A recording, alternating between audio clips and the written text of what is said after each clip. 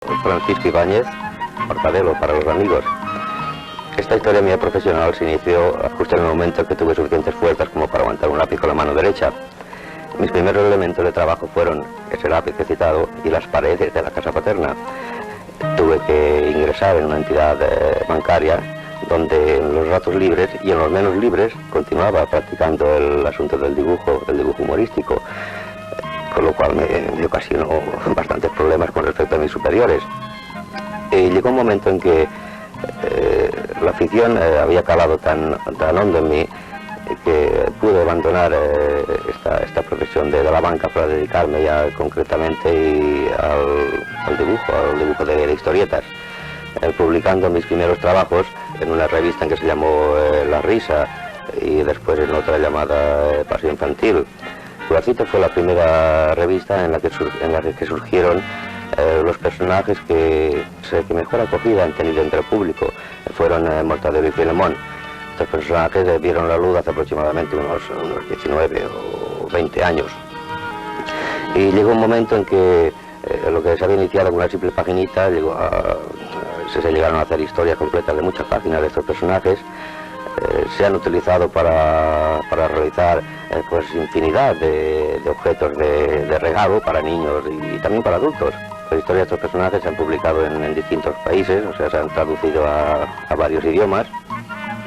También con ellos conseguí los famosos aros de oro y plata a los mejores personajes de historieta infantil. Y esto es un trofeo que me ha llenado de satisfacción, puesto que es concedido precisamente por aquellos a quienes van dirigidas primordialmente mis historietas, es decir, por los niños de toda España.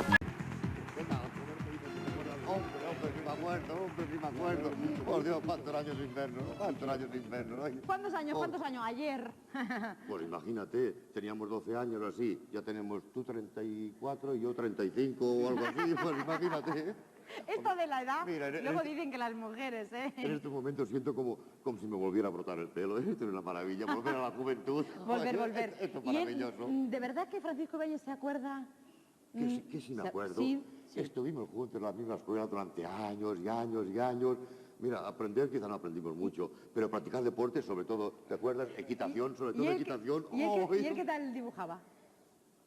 Mejor que yo, y todo el mundo dibuja mejor que yo, por Pero, favor. pero ¿cómo puede decir eso? Era una verdadera maravilla. ¿Y qué le ha parecido? ¿Ha visto ahí detrás, ha podido ver a través de los monitores los dibujos que han hecho nuestros jóvenes, niños y jóvenes? Me da esta vergüenza. Y a veces pienso, si yo supiera dibujar tanto como ellos, si yo consiguiera hacerlo, qué maravilla. Pero qué modesto es Francisco Ibáñez, pero qué modesto. Ni modesto ni rábano, la pura verdad. Yo veo cada cosa de los chicos esto, hasta me da vergüenza dedicarlos nada porque imagino la cara que van a poner inmediatamente. Cosa de los chicos esto, hasta me da vergüenza dedicarlos nada porque imagino la cara que van a poner inmediatamente. Esto va a hacer tú, pues ya lo hago mucho mejor, hombre, por favor. Y tienes razón, tienes toda la razón del mundo. Qué barbaridad, o sea que pueden dedicarse, les anima a que se dediquen a esto. Claro que los animo y no debía hacerlo. Porque ten en cuenta... ¿Porque es muy duro? No porque sea duro, no. Dentro de 4 días ellos se presentarán a la editorial y dirán, fuera dinosaurios, venga, es nuestra hora. Este señor fuera, ya, se acabó. Y me veo en la calle, me veo con un trapito limpiando parabrisas y tal. Pero ¿cómo es? Pero bueno. Pero si además el TVO español goza de muy buena salud, ¿o no? Parece que otra vez los chicos jóvenes vuelven a leer TVOs, ¿no? El Mortadelo es una maravilla, no aquí en nuestro país, no, sino incluso allí en medio mundo, en medio mundo, ¿no? Mira, sí, a mí me gusta, además, no solamente los chicos, son los mayorcitos. Mira, cuando yo voy a firmar ejemplares por ahí de los álbumes y tal, me viene un señor o una señora de 70, 80 años, y yo pienso que le va a hacer un regalito al nieto, y le pregunto, ¿cómo se llama el chico? Y me dice, no, qué chico, si es para mí, esto ensancha el alma, es una verdadera maravilla. ¿Cuántos años, yo no me acordaba muy bien, cuántos años tienen Mortadelo y Filemón? Pues mira, en el mes de enero se cumplirán 40. 40 años. Yo mismo no me lo creo, claro. Porque yo tengo 30 y tantos, ¿cómo pues tiene? no se te nota mucho Mortadelo y Filemón, que tienen... ¿Verdad que sí? 40? ¿Cómo tiene yo 40? A ver, coja el micrófono, Roberto, perdóneme, acérqueselo. Y si quiere, no sé, decirle algo, ¿por qué no se ponen otra vez en homenaje a Francisco Ibáñez? Mire, nunca habrá visto un plató de televisión. ¡Oh, qué maravilla! Ahora sí que me todo siento... Un teatro, ahora sí. todo un teatro, con el público. Ahora sí que me siento de verdad padre de familia numerosa. Sin duda. O en Sin el duda. asunto- ¿Cuántos han salido de repente, eh? O es prole numerosa, o en el asunto de la doli, aquello de, de las ovejitas y tal, los que se clónicos. van repitiendo exactamente. Ah, está muy bien, está muy bien. Pues goza de muy buena salud, entonces. Bueno, y otros personajes también. Y en la actualidad, Mortadelo y Filemón, pues se pueden divertir mucho con todo lo que está pasando, ¿no? En este país, ¿no? Eso es lo que mejoró, que ellos se divierten y yo no.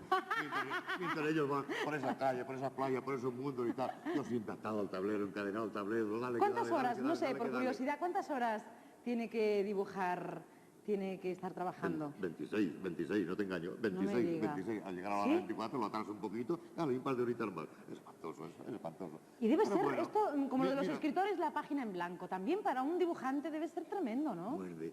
No, yo no lo quiero ni pensar, mira, ¿eh? hacer la paginita está, pues qué sé yo, pues 4 o 5 horas, lo que fuere, ¿no? Pero pensarla. Roberto, ¿quiere decirle algo? ¿Quieren...? Bueno, muchas cosas, si el tiempo no lo permite, muchas cosas vamos a hablar. Indudablemente Ahora, que sí. cuando vayamos Exactamente. hacia... Bueno, cuando se vayan ustedes detrás del escenario, pues quiero agradecerle a Francisco Ibáñez que haya querido venir aquí para reencontrarse, Me faltaba más, reencontrarse faltaba con más. un antiguo Tenemos- compañero de clase. Tenemos días y días Muy y días bien. para hablar. Pues ahora tómense una copita, recuerden, y gracias a los dos, ¿de acuerdo? Francisco Ibáñez. Muchas gracias. Gracias, Roberto, gracias. Muy amable. 30 millones de ejemplares. Además de ser un caso único en la historia, merece algo de atención como fenómeno sociológico y literario, como un hecho cultural. Durante los años 40 y 50, en los duros años de la autarquía del franquismo, los tebeos eran el alimento de la fantasía para millones de niños españoles que carecían de muchas cosas. El primer dibujito mío que se publicó fue en la revista Chicos de Madrid, aquellas clásicas páginas de colaboración de los lectores y tal, que enviabas un dibujito, si les gustaba pues te daban un premio, incluso un premio metálico y tal, y si no pues simplemente te lo publicaban.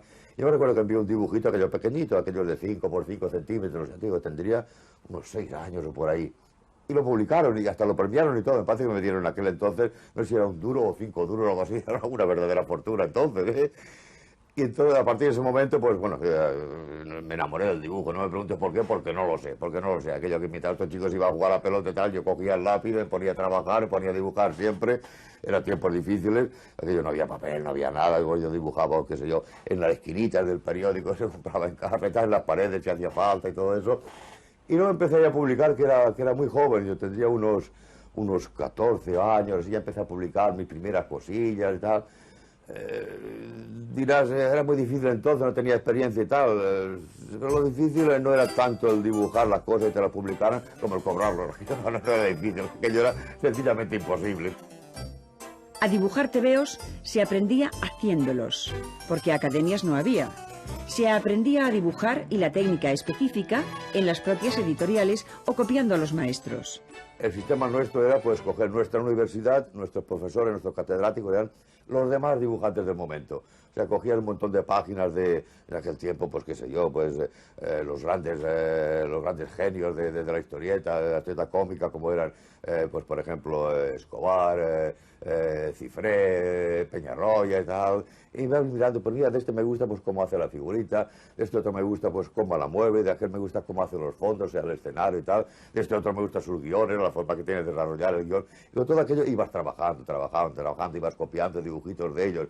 Y poco a poco pues te ibas separando, como de uno copiabas una cosa, otro copiabas otra, todo aquello era como un crisol, allí todo se amalgamaba y salía pues un estilo nuevo, que era el nuevo estilo, el nuevo dibujante, el Ibáñez, digamos, que empezaba con su estilo, al principio pues, bastante malejo y tal, luego no sé si habré mejorado mucho, quizá no haya mejorado demasiado, pero bueno, la cuestión es que era un estilo nuevo y tal, y esa era nuestra universidad, la Universidad del Cómic. Yo empecé ya a publicar ya en mis tiempos de botones, cuando yo estaba en el banco, seguí publicando, seguía trabajando, seguía haciendo cosas, luego cuando pasé a lo que pomposamente llamábamos auxiliar administrativo, o sea, empleado de banca sencillamente, ¿verdad? Y llegó un momento que dije, bueno, esto se acabó y a mí esto no me gusta, a mí lo que me gusta es lo otro y tal, voy a dar el salto definitivo, voy a marcharme de aquí, voy a dedicarme a lo mío.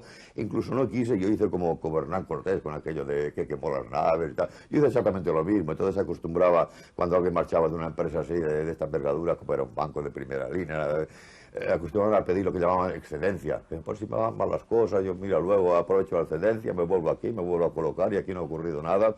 Yo no quise la excedencia, no la quise de ninguna manera. Dije, aquí yo he de triunfar, he de salir adelante, y si no, porque se vaya la porra, aquí no quiero volver, yo saldré como sea y tal. Y lo acerté. Lo acerté. Al principio sí las cosas fueron muy durillas y tal. Empezaba primero con un cuarto de paginita, luego con unos chistecitos, luego con media paginita, luego con unas tiritas y tal.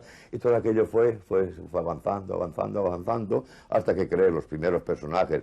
En una antigua editorial ya desaparecida, parece que se llamaba Editorial Marco, donde publicaban una revistita que se llamaba La Risa.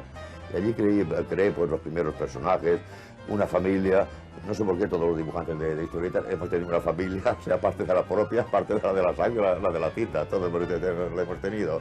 Aquello se llamaba, creo que fue la familia Trapisonda, un grupito que es la Monda y tal. Creé allí algún otro personaje, como era Cocolo, un negrito que acompañaba a unos exploradores de África, un tipo que se llamaba Don Usura, un escocés, que sus gastos se basaban en fin, en los garrapos que era el hombre y tal.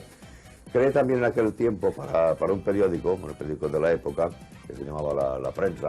Creé también unas tiritas que no tenía un personaje, un héroe específico, tenía un título genérico, eran Haciendo el Indio, y efectivamente allí salían siempre los indios haciendo sus cosas y tal.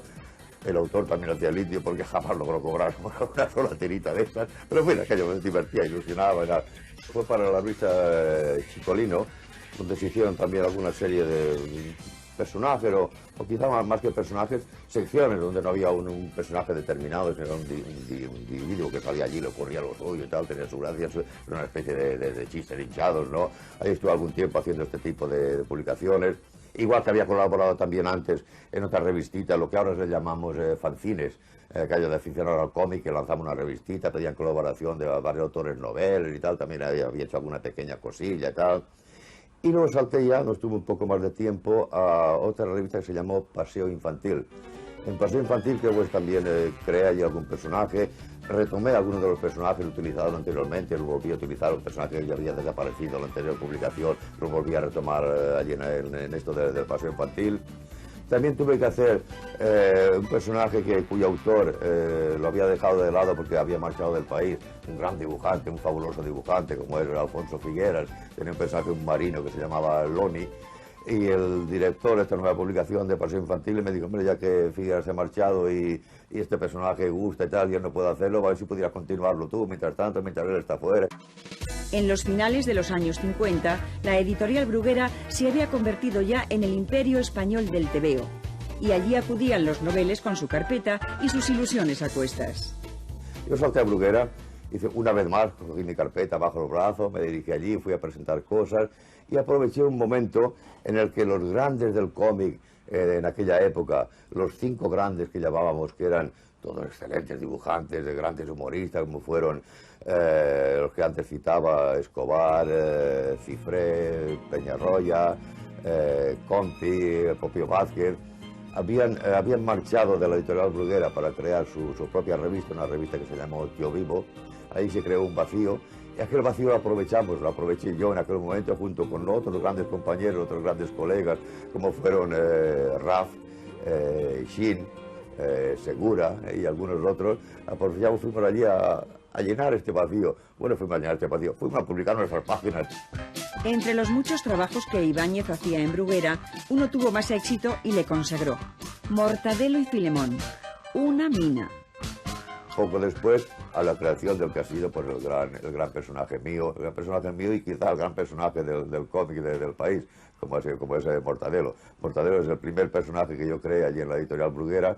Yo lo realicé a últimos del año 57, se empezó a publicar a principios del 58, o sea que son ya 44 años.